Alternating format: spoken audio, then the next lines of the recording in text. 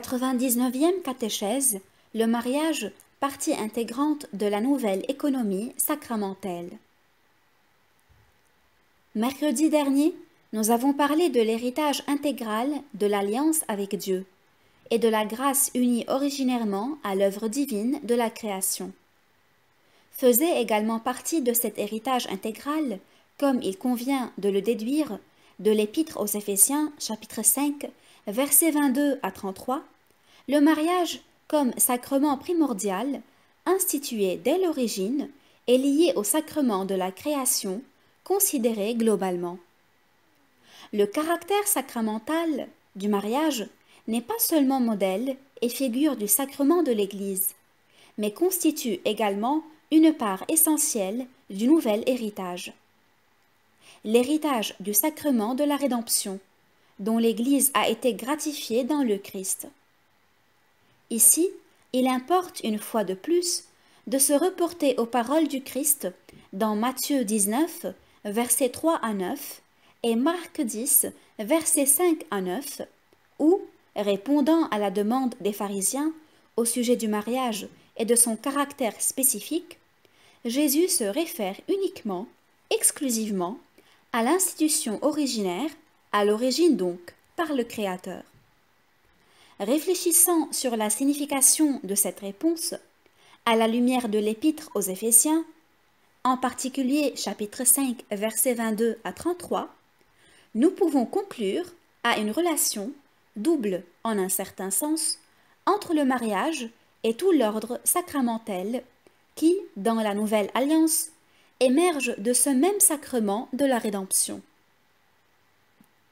Comme sacrement primordial, le mariage constitue d'une part la figure et donc la ressemblance, l'analogie, suivant laquelle s'édifie la structure portante fondamentale de la nouvelle économie du salut et de l'ordre sacramentel où trouve son origine le don conjugal que l'Église a reçu du Christ en même temps que tous les biens de la rédemption.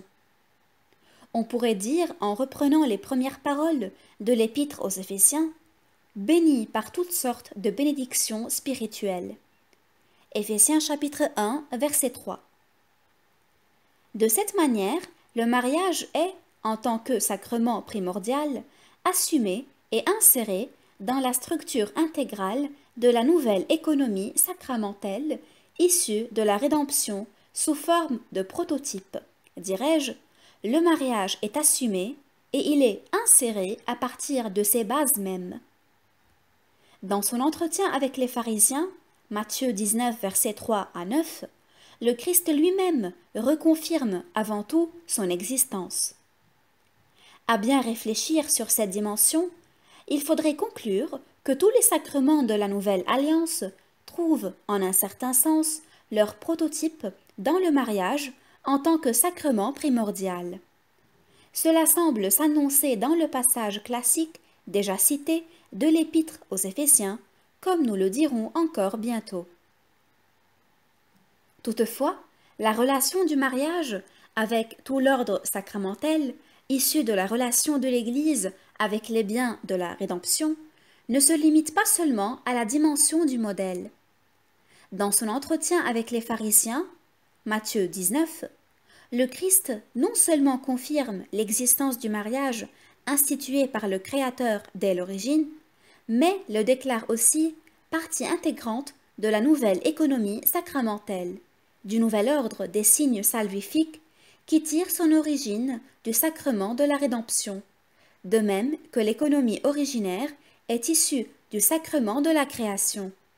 Et en réalité, le Christ se limite à l'unique sacrement qu'avait été le mariage, institué à l'état d'innocence et de justice originaire de l'être humain, créé comme homme et femme à l'image et à la ressemblance de Dieu. La nouvelle économie sacramentelle, qui se constitue sur la base du sacrement de la rédemption émergeant de la gratification nuptiale de l'Église et de la part du Christ, est différente de l'économie originaire. En effet, elle s'adresse non pas à l'homme, à la justice et innocence originelle, mais à l'homme chargé de l'héritage du péché originel, en état de culpabilité, Elle s'adresse à l'homme à la triple concupiscence, suivant les paroles classiques de Jean chapitre 2 verset 16, à l'homme, en qui la chair convoite contre l'esprit et l'esprit contre la chair. Galates chapitre 5 verset 17, suivant la théologie et l'anthropologie de saint Paul, auxquelles nous avons réservé une large place dans nos réflexions précédentes.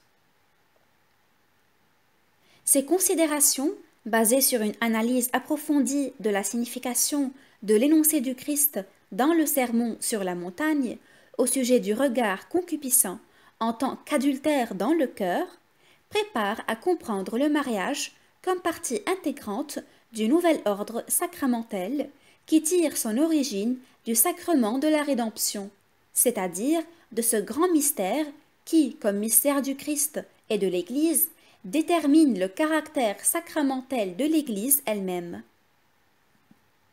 En outre, ces considérations préparent à comprendre le mariage comme sacrement de la nouvelle alliance, dont l'œuvre salvifique s'unit organiquement à l'ensemble de cet ethos qui a été défini, dans les analyses précédentes, ethos de la rédemption. L'Épître aux Éphésiens exprime, à sa manière, la même vérité. En effet, elle parle du mariage comme d'un grand sacrement, dans un ample contexte parénétique, c'est-à-dire dans le contexte des exhortations de caractère moral concernant précisément l'éthos qui doit qualifier la vie des chrétiens, c'est-à-dire des hommes conscients de l'élection qui se réalise dans le Christ et dans l'Église. Sur cet ample fond de réflexion qui ressort de la lecture de l'Épître aux Éphésiens, on peut et on doit enfin toucher encore le problème des sacrements de l'Église. Le texte précité de l'Épître aux Éphésiens en parle indirectement et de manière secondaire, bien que suffisante pour que ce problème ait également sa place dans nos considérations. Il convient toutefois de préciser, au moins brièvement, le sens que nous adoptons dans l'emploi du terme sacrement, ce qui est important pour nos considérations. Jusqu'à présent, en effet, nous avons utilisé le terme sacrement, conformément d'ailleurs à toute la tradition biblico-patristique, en un sens plus ample que celui qui est le propre de la terminologie théologique traditionnelle et contemporaine. Par le terme sacrement, celle-ci indique les signes institués par le Christ et administrés par l'Église qui expriment la grâce divine et la confèrent aux personnes qui reçoivent ce sacrement. En ce sens, chacun des 7 sacrements de l'Église est caractérisé par une action liturgique déterminée, constituée à travers la parole et la spécifique matière sacramentelle, suivant la théologie hylémorphique provenant de Thomas d'Aquin et de toute la tradition scolastique. En relation avec la signification circonscrite de cette manière, nous nous sommes servis, dans nos considérations, d'un sens plus large et peut-être aussi plus ancien et fondamental du terme sacrement. L'Épître aux Éphésiens, et spécialement les versets 22 et 23 du chapitre 5, semble tout particulièrement nous le permettre.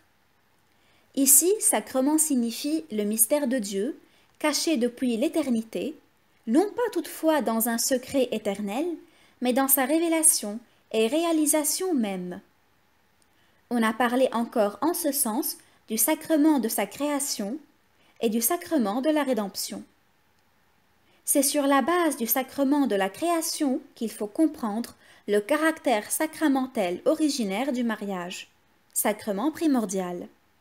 Puis, sur la base du sacrement de la rédemption, on peut comprendre la nature sacramentelle de l'Église, ou plutôt la nature sacramentelle de l'union du Christ avec l'Église, que l'auteur de l'Épître aux Éphésiens présente dans la comparaison du mariage, de l'union conjugale du mari et de la femme.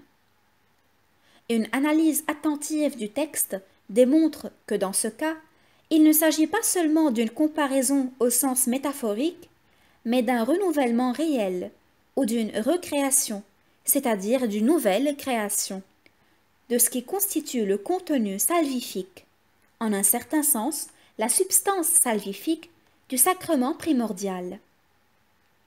Cette constatation a une importance essentielle tant pour expliquer la nature sacramentelle de l'Église, et à ceci se réfèrent les paroles